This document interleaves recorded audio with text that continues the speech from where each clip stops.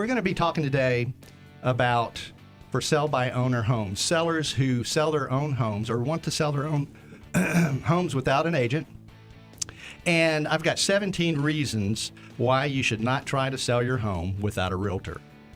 And let's just go into that right now because we don't have a lot of time, and I've got 17 reasons. It will take me 2 segments to cover this, but it's great information, and I think you'll really find it interesting to know about. So the first reason is insufficient exposure to prospective purchasers.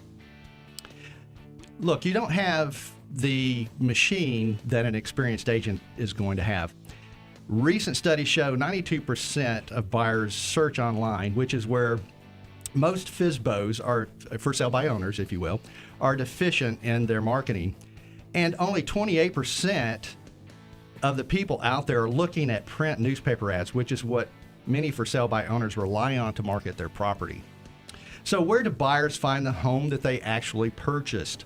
43% of those were from the internet. And we're talking about homes that were actually purchased. Where do those buyers find their home? So if you don't have an internet presence, 43% of the buyers, and that's a lot of people, found their home on the internet. Do you have a good enough strategy for that to capture those buyers? 9% of those were from a yard sign. Now let me say from experience, and Dana, you tell me if this is true or not because you're a buyer agent. 9% from a yard sign. So lots of realtors will shy away from a for sale by owner yard sign. Why would that be, Dana? Why do you think that would be? Well, while I'm out showing, I will stop by and jot the number down, but I still proceed with what I'm doing and continue to look at my other houses and then go back to that. Now, do they call me back immediately? No.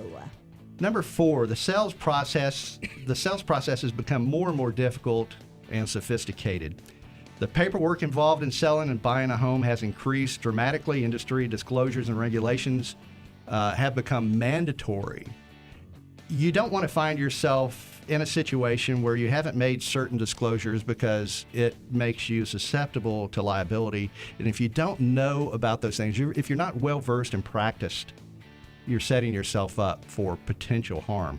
And I'll talk more about that. The percentage of people for sale by owners has dropped over the last 20 years from 19% to 9%. Now, there are a lot of factors for that. I'm not going to go into all of the reasons, but they've dropped. And I believe that it's because the process has become much more sophisticated than it used to be. Even in the last couple of years, especially with CFPB, it benefits. Which is a new process that's it's a new process within the last year. Within the last 6 months. Mm-hmm. October 1st. So number 5, you net more money when using an agent. Why? For sale by owners believe that they're going to save the real estate commission.